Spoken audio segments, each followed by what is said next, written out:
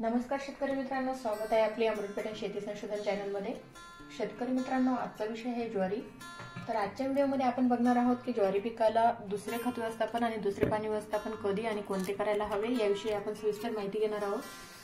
तर शेतकरी मित्रांनो, तुम्ही जर या चॅनलला नवीन असणार तर सर्वप्रथम चॅनलला सबस्क्राइब करा, लाईक करा, शेअर करा, जेणेकरून इतर शेतकऱ्यांना पण ह्या पद्धतीचा फायदा होईल आणि तुम्हाला प्रत्येक पिकाची नोटिफिकेशन व्हिडिओद्वारे प्राप्त होईल। तर शेतकरी मित्रांनो, तुम्हाला जर कमी खर्चात जास्तीत जास्त उत्पादन घ्यायचं असेल तर अमृत पेटन ॲप प्ले स्टोअरवरून डाउनलोड करा। तर त्या ॲपमध्ये प्रत्येक पिकाची संपूर्ण माहिती, संपूर्ण नियोजन अगदी सविस्तर पद्धतीने दिलेलं आहे।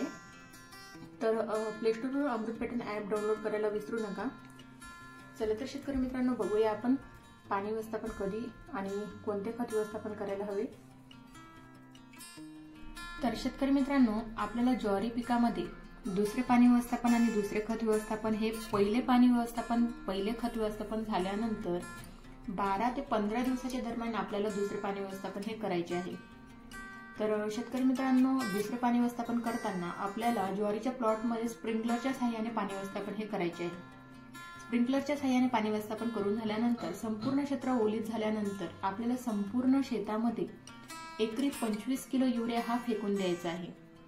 25 किलो युरिया फेकून झाल्यानंतर परत आपल्याला स्प्रिंकलरच्या सहाय्याने 1 तास पाणी व्यवस्थापन हे करायचं आहे। तर अशा पद्धतीने जर आपण पाणी व्यवस्थापन केलं खत दिल्यानंतर, तर युरिया खतामधील नत्र उडून जाणार नाही आणि युरिया खताचा पुरेपूर लाभ, पुरेपूर फायदा हा ज्वारी पिकाला चांगल्या प्रकारे होईल। तर अशा पद्धतीने आपल्याला पाणी व्यवस्थापन आणि खत व्यवस्थापन करायचं आहे।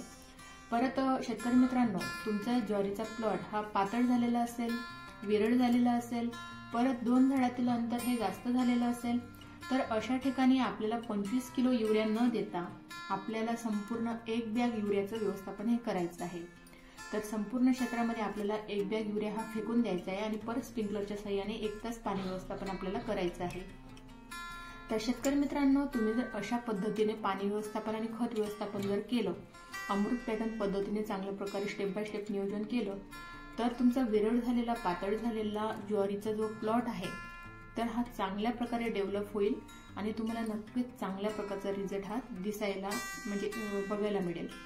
तर शेतकरी मित्रांनो, अशा पद्धतीने स्टेप बाय स्टेप नियोजन ठेवा, जेणेकरून तुम्हाला चांगल्या प्रकारे रिझल्ट येईल, चांगल्या प्रकारे तुम्हाला फायदा होईल आणि तुम्हाला नक्कीच अमृत पेटन पद्धतीने स्टेप बाय स्टेप नियोजन केल्यानंतर एकरी 25 ते 30 क्विंटलचा ज्वारी पिकामध्ये ॲव्हरेज येईल। तर अशाच नवनवीन माहितीसाठी चॅनलला नक्कीच सबस्क्राइब करा आणि प्ले स्टोअरवरून अमृत पेटन ॲप डाउनलोड करायला विसरू नका। धन्यवाद।